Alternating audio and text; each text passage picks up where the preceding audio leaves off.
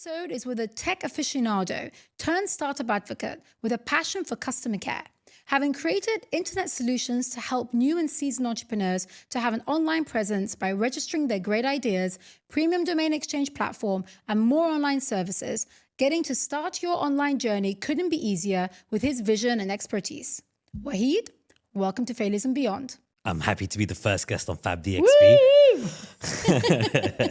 My name is Wahid Aziz, and I'm the CEO of a brand called tesjil.ae, which is known as a domain registrar cloud services company based in the UAE.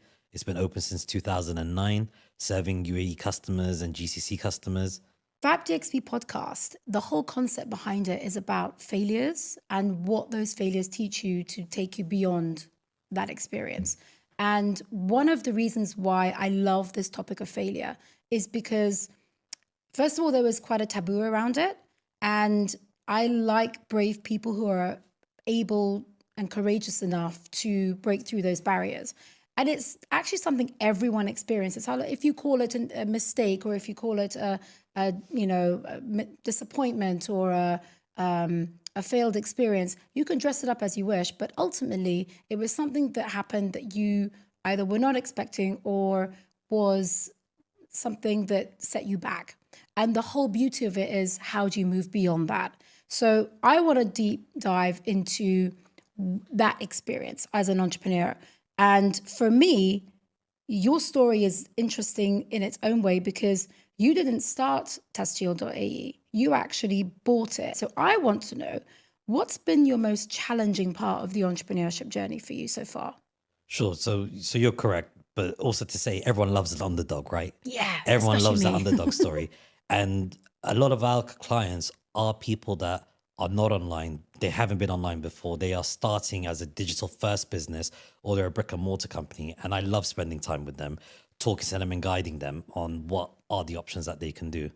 But, you're absolutely right. The business tesjil.ae was launched in 2009. And myself and Dominic, who's my business partner, acquired the business in 2018 from the owner of the business, who's a lovely guy. He's amazing, and we're still in contact. We meet for coffee every month, so I love him a lot. But when we bought it in May, it wasn't doing so well. It was going downhill. And within 3 weeks, we turned around a new website, a new order process, a new support process, and relaunched it as what you see today with the logo and the site style and the way that things are written. And for us, I feel that because, we were small and nimble, we did a lot of things right in the beginning, because it was about taking an existing business, looking at the pain points that were already there, and then utilizing our experience from our previous job roles to fix it and provide the great service, which we did. And alhamdulillah, now we're like 5 years later, and the trajectory is just, up and up and up. What we've found hard is actually this growth phase that we're in now. We were doing it ourselves, and we can't do other things because there's only two of us and there's only infinite amount of time. Sure. So what I want to know is, how are you combating that? The fact that you are doing so many elements yourself, and time is of the essence. So what are you doing to find a solution to that problem? Sure. So I'm sure every business owner or entrepreneur or someone who's growing has realized there is something called delegation. Oh yeah, that beautiful little word. Yes, indeed. And I've realized the word delegation now. It's very hard to delegate, because when you've done it so long yourself, or with just in a small team, you just don't feel that someone will care as much about you as you, and you have a certain way of doing it, so you want to put that way on top of people. But it's been a hard realization, but delegation has been key for us. Yeah. To be honest with you, I realized that from my side, watching other entrepreneurs go through that, I wear so many different hats. I've been there. I've done that too. Either you're bootstrapping, or you just need to get a grip on all the different aspects that you have to deal with in your business until you realize if this is actually going to work, and you're going to start injecting more funds to, employ new people or find freelancers or however you want to do it. But delegating, boy, that one takes a lot of trust. So the magic of realization with what you're saying is, We started to work with professionals that could deliver us something that we needed for our business. However, because Dominic and I, we did it ourselves for a long time, we knew our systems is, we know our Yeah. processes, we know how what needs to be injected to make our business better. So instead of hiring someone full time for a job and then maybe after 3 months they're not needed anymore, which is a waste of everyone's time, we're able to use the internet and get these freelancers to come in to deliver a specific solution for our business, and then they can go out because we can still manage it and have it in an automated way. But where we do spend a lot of time and a lot of money and a lot of hard work is in staff for supporting our clients. So, we hire slow and we fire fast. And the thing is, if someone who comes into our business doesn't believe our mantra, which is support is not a department, it's an attitude, then unfortunately they got to leave, because that's the crux of what we do. Our core is support is not a department, it's an attitude. And myself and Dominic, we are still involved in doing support tickets or live chats or fixing issues. We're not out of the business. Because you love that aspect so much. You like being in touch with your customers. You like to be there. And I think that is so important in businesses, that don't lose sight of what that element in your business you love to do yourself. Delegation is great. And I think it's very important to delegate. I had trouble letting go of that control mechanism when it came to delegating to other people. But if you love doing certain aspects, you should continue to do them. But I think to give yourself more time to be able to work on your business, you have to learn to delegate. Correct. And that comes again with you. You trusted the right people because you have that mechanism where you're hiring with care, and you're selecting the people based on the fact that they are in alignment with your mantra. And I think that's perfect. That's a beautiful way to do it. And also when it comes to freelancers, the beauty of what we do is we have the creative control initial idea part, but it's taken time, but we found the people to work with that are able to take the idea and execute. And that's important. We still hold creative control, but we have the trusted people to execute, and they understand our business enough to generate new ideas and present it. What was that biggest failure that you experienced in your entrepreneurial journey that was that change maker, that helped you pivot your business, that helped you streamline it, or just improve it to the point of where you didn't think that was a thing that you had to worry about? What was that change-making failure? So it was mainly within myself. I was doing all the marketing and content creation and thinking about the ideas of how to get our brand name out there in the beginning. However, being an online business, it was very easy and quick for competitors to follow suit and to pick up on the idea because they had a bigger customer base. And that really got me down to the point where I was like, I can't focus on everything. I can't come up with a campaign idea, do support, make sure that we're profitable, make sure that we're dealing with the banks, make sure that, the legal stuff's taken care of and the funds are there and all of that stuff. So I would be doing the marketing ideas, but I couldn't do a whole strategy around it. Yeah. So I would do one, it would be positive, and then seeing someone else do it or do it similarly really put me down to the point where I was procrastinating. And that's why I say it's within myself that by seeing this, it knocked me down, because you don't know if it's successful for them or not, right? You start, talking to yourself in your head. Sure. But I spoke to my mentor that has been with me for 10 years. And he turned around and he said to me, Wahid, you take it as a compliment. Someone copying you is a compliment. All you need to find out is, how do you keep that momentum going? And how do you push past that? And that's where we started to work with professionals and partnerships to extend our brands in a different way that didn't require it to be directly Tizjil. We're in other places without it being known as Tizjil. Okay, so you hit upon an interesting topic there as well, competitors, and how you can stay ahead of the game. And obviously through your experience that you were able to then find a way to navigate that. That can be quite a debilitating state for a lot of business owners, because everything you're doing to get ahead, you're finding there's somebody else who's following suit. So you have to always be one step ahead of the game. You have to always be more creative. You have to have great ideas. And then you have to look behind you and think, who's going to follow me next? And who's following, and it's helping their business. So competition, I think, is great. I think there's a huge benefit to having a competitive advantage and to have competition, because it just helps you excel. But I'm interested to know as well, those competitors, what are they doing now that you've reformulated and you're miles ahead? You're creating content in bulk and you're just, 10 steps ahead instead of 2 steps ahead. Honestly, we're just driving forward and not looking back. Love it. I think that is a beautiful attitude to have. It is, honestly. Bravo. Thank you. So there's a few things there. It's the competitor that you fear is the one that's not looking at you. And someone told me a cool saying, which is "you do you," and I've taken that mantra, and it's true. You do you, and the core of what we do is providing a good, stable service with great customer support.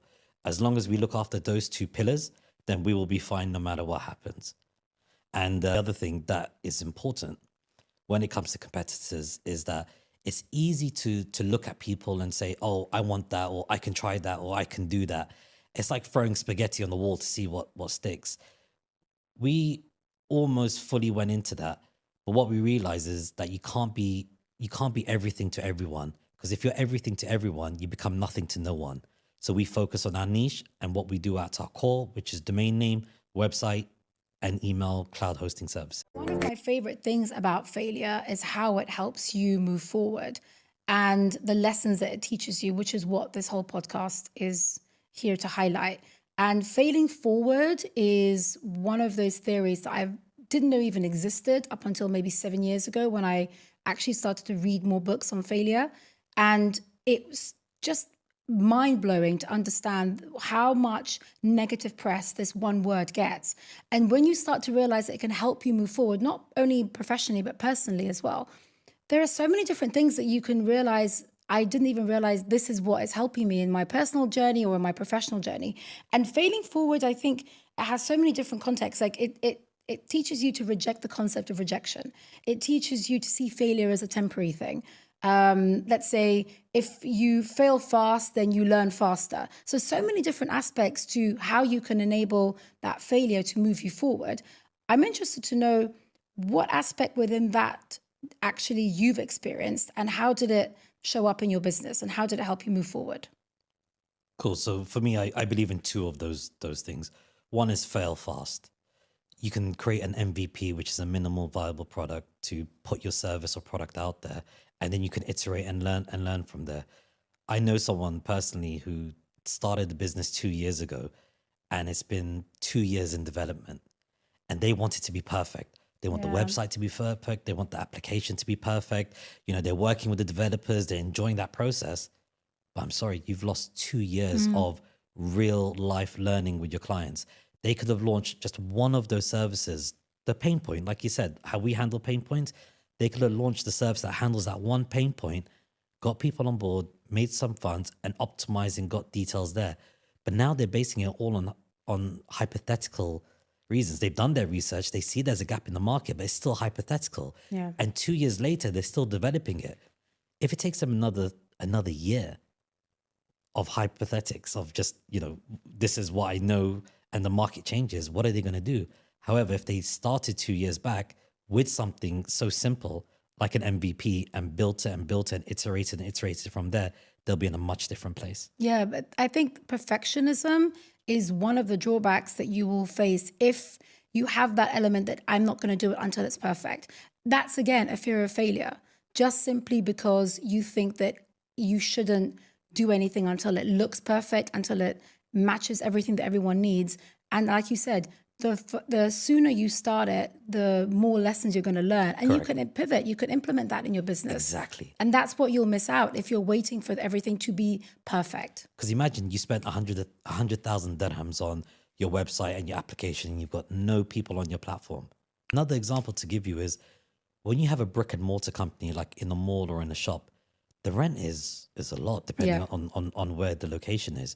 But when it comes to online, for much less than what you're spending in the real world, let's say, you could actually do 10 business ideas and give them all like little bits of time to see which one's going to generate for you the return, or is something that people are interested in, and that's why you got to like try it. You got to try an MVP. An MVP could be an Instagram page with a professional email address to say, if you're interested, get in touch. Yeah.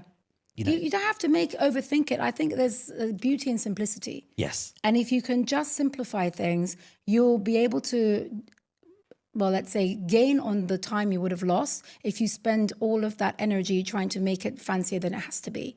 Just launch it, see what the feedback is, see if there's even a need for this, and then take the next steps. So I think there is so much that you can gain from, executing quickly. So I congratulate you on that. Well done for taking that as a failing forward mechanism. thank you. And Kickstarter, Kickstarter identifies this, right? People put out a concept, other people put in money to develop that idea. And if there's enough of an interest and enough of funds, they go further and develop Correct. it. You just got to do it for yourself in the UAE. And in the UAE, the blessing that we have is a lot of people are on social. The cost of advertising on social compared to traditional media is... It's just mind-blowing. The whole system has changed. Yes. And I think if technology is helping us, we should jump on that. Correct. And if it's cutting costs, even better. As a business owner, the number one thing you have to think about to keep going is your costs. So if you can keep expenses down and make sure that you can still give that high quality, do it.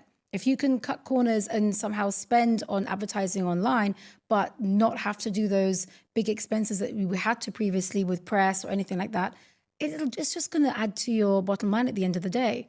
So Correct. why not jump on this and, do as you do, just execute quickly and see what the learnings are, implement them. And that is a beautiful learning process in itself. Well done. And then the second one is rejection. This is when people can get stuck in their head, and it's happened to me a couple of times. You feel rejected by an idea that happened, an idea that didn't work out, or a government entity or another business that you wanted to partner with because it fits what you want to do in your mind, and you get rejected. And then you can have procrastination. You can feel like nothing's going to work. You got to push it out, because at the end of the day, in hindsight, after that idea is rejected, you're still alive. You're still doing what you're doing. So you carry on pushing forward. Yeah. And again, rejection is one of the main elements why people don't take that step forward. It doesn't have to be in just entrepreneurship. It can be anything in your life, starting a new job or moving to another country. I think rejection has so much heaviness to it that it's Disabling. It is ultimately, exactly. Well done for the word, because it can stop you from taking any decision. And that's something that you're really going to regret in the end, because if you do somehow find a way to navigate through that fear of rejection, you can't eradicate it altogether, because there is a level of, let's say, fear that is helpful to you, but a fear of rejection is just made up in your head.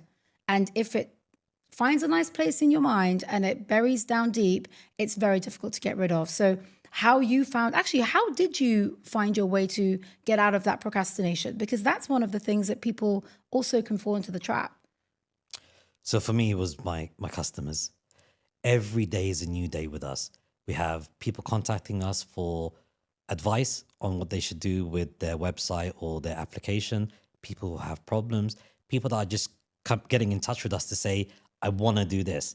And that for me, because it's different every day, makes me happy. So I love getting up in the morning, coffee, laptop open, and start going through the tickets and the chats. Would you say that your customers motivate you? Yes. And that's what keeps you going. Like the fact that you're helping your customers and you're seeing it firsthand, that keeps your motivation for you doing your business. Absolutely. And the UAE market is growing. The .ae namespace is growing year on year, for the past 5 years. So there's new people coming in. There's new people with new ideas. Like we were just talking about the MVP. I've got this one client who has built websites just talking about his concept. So when he's going to get funding, or when he's going to speak to banks or hedge funds or just people in general, he can have a chat with them about it. Yeah. But then he directs them to the website, because that website is a 24-hour salesman for him. It has all his FAQs. He's done it before. He's asked people questions. They've given him the feedback. He's turned it into FAQs on his website. And that's now a 24-hour salesperson for him. That's a beautiful way to look at it. Your online presence is your 24-hour salesperson. Correct. And the other thing about your online presence is people choose how to consume you. if you're on Instagram or if you're on TikTok or you're on Facebook, you're kind of beholden to the algorithms. Today you might be flying high, tomorrow you're cancelled or shadow banned, or maybe what you're doing doesn't fit what people want, right? So they can't really search for you. But your website, people can come to it and they can choose how to consume you. Am I a TikToker? So I'm going to choose TikTok. Am I a Snapchat person? I'll connect with you on Snapchat. Do I like YouTube? Click on YouTube and watch your videos on there. It's a central point to send people that they can then decide how to consume you. Yeah, I genuinely think that if you have a fear of, I don't know how to, start online, it's a simple way just to go and Google it. And you have made it so easy to do that. Find the name, and just once that's registered, you have everything ready for the resources that people need to set up a website. Back in the day, we had to get someone to do it or spend days or weeks just to figure out, how do I want it to look? Now you've got templates that you can just plug and play. It just streamlines the whole concept. And there is really no excuse for why your business is not online. Even me, I have a landing page for one of my businesses, and it's as simple as I have an intro video and I list my services and the contact details. That's it. And I don't do anything more than just have that as an online presence. Anyone who wants to check it out, you go on there and it says exactly what it does. You want me for this, I'm available. And thanks for bringing up the point about the website builder, because you're absolutely right. That solution is there for non-technical people, or even a technical person who just needs to get a website online within an hour or two. You choose a professional template, you customize it to your look and feel, like changing the images. If you don't have an image, we have a million image library that you can select from for your niche or your business. Put your logo up there, put your contact details, and it's done. Now, that's like your stage one. Later on, yes, you might go and hire a web designer. Yes, you might have a team. Yes, whatever. But at that point, because 99% of our customers are people who are beginning their journey online. It's their first time going online. Yeah. It's a perfect way to do it, to get your information out there. So it's a central point. And then from that, you start doing your marketing. You start finding, are you going to do social ads, or are you going to do, podcasts, or are you going to do video ads, or whatever it is? Yeah, I think it's just, there's no excuses now in the game. There is absolutely no reason for you not to be online, even if it's just a simple landing page. Get on there and then see where you can take it from there. So yeah, I just think that people who make excuses will make them no matter what happens. So Wahid, thank you so much. I really appreciate it. I know that you're not someone who loves being in front of the camera, but I appreciate the fact that you trusted me on this, and you went with your gut instinct, and you actually shared what your lessons have been along your journey so far. And I genuinely do appreciate it. So if this is a lesson for anyone else who's afraid or not comfortable in front of the camera, take a lesson out of Wahid's book and just take that leap and do it. And what did you feel, Wahid? How has it been for you, this experience so far? Well, I've had you running behind me shouting at me that I should get in front of the camera. That was between me and you. For maybe You're 9 months. Okay, so bleep that then. But thank you, Farry. For a techie person, it's very easy to be behind the scenes and just behind the laptop and using the keypad to get the message out. But having a forum like this, and even us sponsoring FabDXB, to hear about these other failures and learning from it, it's what we love to do. But we just don't do it so forward. Yeah. We do it from the background. So I feel this has been a brilliant experience. I look forward to doing it again. I look forward to doing it in a couple of years when we do our expansion and hopefully don't have too many failures, but that we'll have some cool failures that we can come back and share with you and with the wider community. Appreciate it. Thank you, Wahid. Thank you, Okay, Farry. so that was Wahid. I'm so glad that we've actually started this whole journey in the FabDXB podcast. And thank you for joining in. There will be more exciting episodes coming up, and there will be amazing stories to be shared. That's what we're here to do, share the stories of failures and what the lessons have brought those entrepreneurs who are bravely sharing them with us. So thank you, and we'll catch you next time. Testshield.ae are the fastest growing UAE domain and hosting provider. Exclusive only to FabDXB subscribers, benefit from 50% discount on their hosting services by using the promo code FabDXB. Just visit testshield.ae and you can elevate your online presence.